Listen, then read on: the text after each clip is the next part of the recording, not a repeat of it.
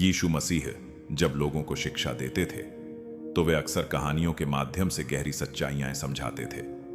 एक दिन एक धर्मशास्त्री ने उनसे पूछा, गुरु, मैं अनंत जीवन पाने के लिए क्या करूं? यीशु ने उससे कहा, व्यवस्था में क्या लिखा है? उसने उत्तर दिया, तू अपने परमेश्वर से अपने सारे मन, आत्मा और शक्ति से प्रेम कर और अपने पड़ोसी से अपने समान प्रेम कर। यीशु ने कहा, तू ठीक कहता है, ऐसा ही कर और तू जीवित रहेगा। लेकिन वह व्यक्ति खुद को सही साबित करना चाहता था, इसलिए उसने एक और प्रश्न पूछा, मेरा पड़ोसी कौन है? इस प्रश्न का उत्तर देने के लिए यीशु ने एक कहानी सुनाई। उन्होंने कहा, एक मनुष्य यरूशलेम से यरीहो जा रहा था। तभी वह लुटेरों के हाथों पड़ गया। उन्होंने उसे मार पीट कर अधमरा कर दिया और रास्ते में छोड़कर चले गए। वह व्यक्ति दर्द से तड़प रहा था, असहाय पड़ा हुआ था और किसी की मदद का इंतजार कर रहा था। तभी वहां से एक याजक गुजरा।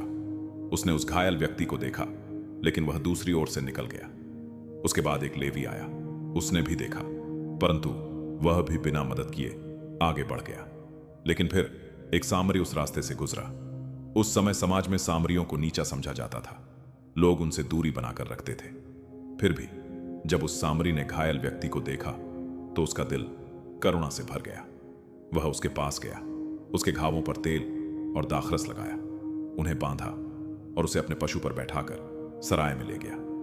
वहां उसने उसकी देखभाल की और अगले दिन सराय वाले को पैसे देकर कहा, इसकी सेवा करना और अगर कुछ अधिक खर्च हो तो मैं लौट कर चुका दूंगा। कहानी समाप्त करने के बाद यीशु ने उस धर्मशास्त्री से पूछा, इन तीनों में से कौन उस घायल व्यक्ति का पड़ोसी साबित हुआ? उसने उत्तर दिया, वही जिसने उस पर दया की। तब यीशु ने उससे कहा, जा और तू भी ऐसा ही कर। इस कहानी के माध्यम से यीशु हमें एक बहुत गहरी शिक्षा देते हैं। पड़ोसी वह नहीं जो हमारे पास रहता है, बल्कि वह है जो हमारे सामने जरूरत में है। सच्चा प्रेम केवल शब्दों में नहीं, बल्कि हमारे कर्मों में दिखाई देता है। हमें दूसरों की जाति, धर्म या स्थिति नहीं देखनी चाहिए, बल्कि उनके दुख को समझकर उनकी सहायता करनी चाहिए।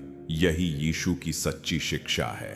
दयालु बनो, प्रेम करो और हर किसी की मदद करो।